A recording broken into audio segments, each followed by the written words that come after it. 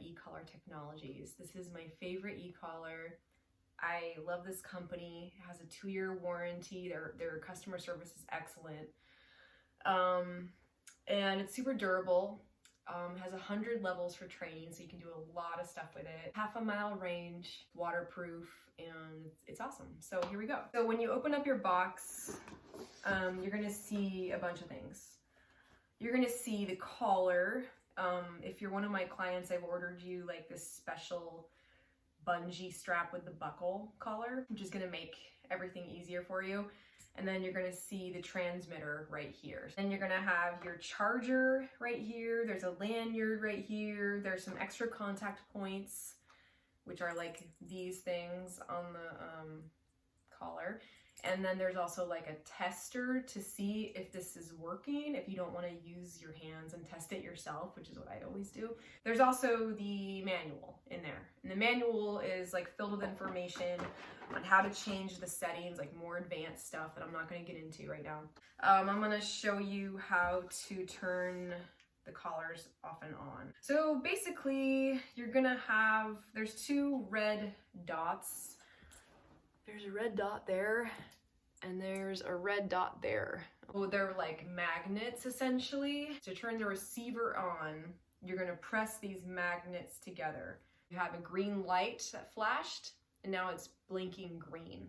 That means it's on. When this collar like starts to die and needs to be charged, it'll start to blink orange, and then it'll just start to blink red. That means you need to charge it. To turn it off, you do the same thing. You press the red dots together. Now I've got, it blinked red and now it's not flashing at all. That means it's off, okay? So for this receiver, the transmitter, there's a button on the back. It says on, off, light, okay? That's like basically your main button you're gonna use. So to turn it on, I just press and hold, and now it's on. Turn it off, I press and hold, now it's off. So I'll do that again this way. So press and hold, actually let me move my hand, press and hold, now it's on, press and hold, now it's off, okay? Pretty easy. You've got your dial right here, so I can dial up, like here are my 100 levels. You can slowly dial up and down, and then the main 2 buttons you're going to be using are these 2 buttons. So you've got your red continuous pressure, continuous stim. It'll hold stim for like 10 seconds and then it'll shut off, and then you've got your momentary that'll just give a quick like nick, a quick little shock, okay? I always test it myself because I don't mind it. You can't really even feel it on the lower levels, and I recommend that my clients like see what it's like, because there's a lot of like stigma about it, and it's really like, you know, on the lower levels, like you can barely feel it. On the higher levels, you definitely can feel it, and it can be painful. But it's the reason I think it's like pretty humane is like when the sensation, when it's over, it's over. It's just like a quick shock, you know, and then that's it. Let's talk about the fit of the collar. You want it to be on really snug. You don't want to be able to have like you don't want to feel a bunch of room in between these 2 contact points and the dog's neck. And so it should be on pretty snug, and the reason is because you want good contact. You don't want like, you don't want contact that's inconsistent, because the dog will move its neck and not feel it, and then move it again and then be like, ah, or he's not feeling it, I've got to turn it up. So it's just better to have it on like pretty snug. So that means when it's on the dog's neck, like when you move the box, the whole neck skin should move with it. It shouldn't be sliding up and down. You want to put the box like either on this side of the neck or this side of the neck, not on the trachea part here, and not really using it up high like on this part. So this side or this side, if you're gonna have it on all day, you have to move it a little bit. You can move it up a little higher, or you can move it to the opposite side of the neck every 4 or 5 hours, because the thing with these collars is that they can leave pressure sores. That's the thing you have to be careful of. The other thing is that some dogs more rarely will be like allergic to the metal, and that if that's happening, then you can Collar Technologies, and they can hook you up with like a metal that your dog won't have an allergy to. So then if you have this cool bungee strap collar, it'll kind of move with the dog's neck, which is really great. And then once you figure out the setting, the notch here, what I like to do is just kind of fold this back in, and then you can trim it right there. So like leave a little extra room and then trim it. And then now, like once I get the right setting, I don't have to deal with that anymore. I'm just gonna put it on with this buckle on and off. So that's really, really helpful. Straight out of the box, these settings are fine.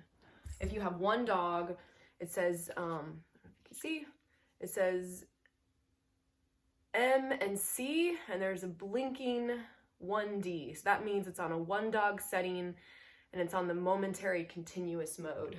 And so, like I said, straight out of the box, I don't think you need to change anything. If you want to look at other settings you can go through the manual and check that out. Okay, I'm gonna press the dial down. There, now that 1D is not flashing. So that means I've locked that dial in place, and now I can't change the number. So that's like if you're out and you're like, yeah, you don't want it to accidentally go on another level. You would lock it down. And to unlock it, you just press this down.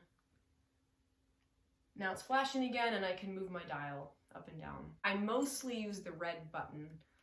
That's what I do. So if I want to do a short momentary, I'm using the red button. If I want to do it longer, I'm using the red button. You can also use the black, but you know, red can work for everything.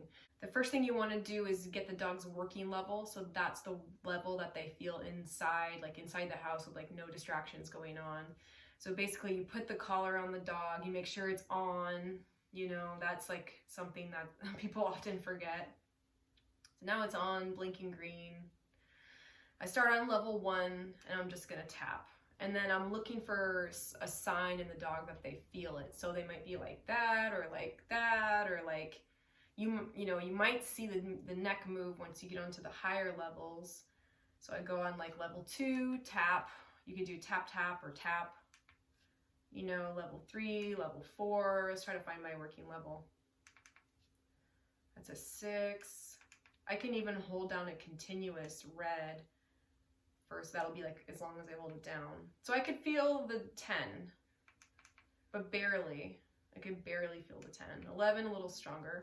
Yeah, the 12, like I would be like, whoa, what is that? 12, okay. But it's not painful at all. Let's say my working level's a 12, and if I were a dog, I would be like, what is that? Then I might start on a 10. That's what I might go 2 down, and that would be, okay, we'll start on a 10. That'll be the lowest level that they'll probably feel. When you try to find the dog's working level, if they're not showing you signs, I wouldn't push it past 20. I would go back and make sure the collar's properly fitted, make sure there's not fur like in the way of those contact points, and you can kind of move the fur out a little bit.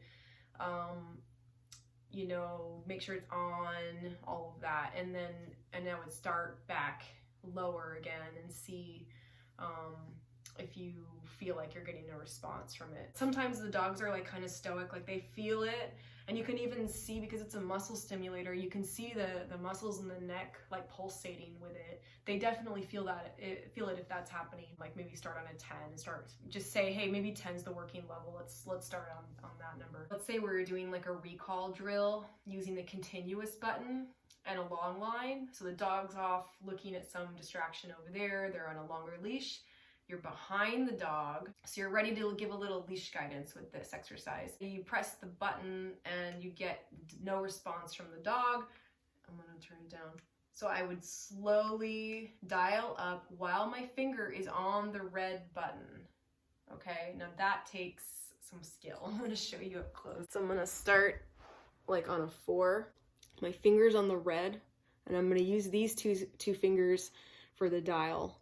So I'm gonna press, let's see, it's on a 4, and as I'm pressing down, I'm dialing up at the same time, slowly. So like I said, you only have 10 seconds on that when you do that.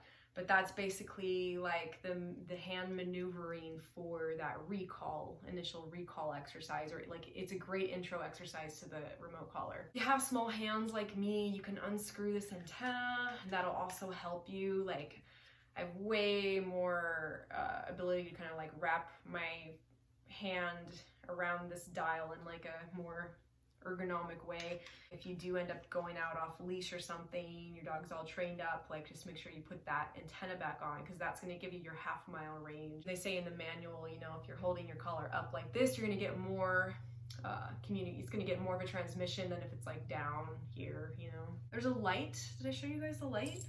So the same button, the on-off button on the back, is also going to be your light. So if you're, you know, your dog is off leash, it's nighttime, this is it, you can't find them, this is great. So all I do is I press it once, now I get a blinking flash.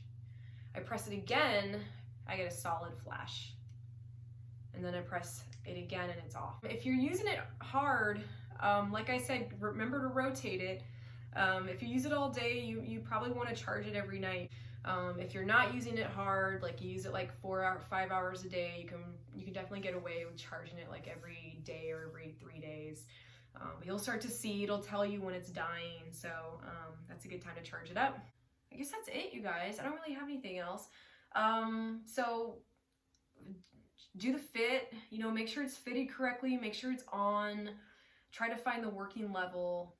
Straight out of the box, these settings are good, and you can use it for corrections straight out of the box, no training.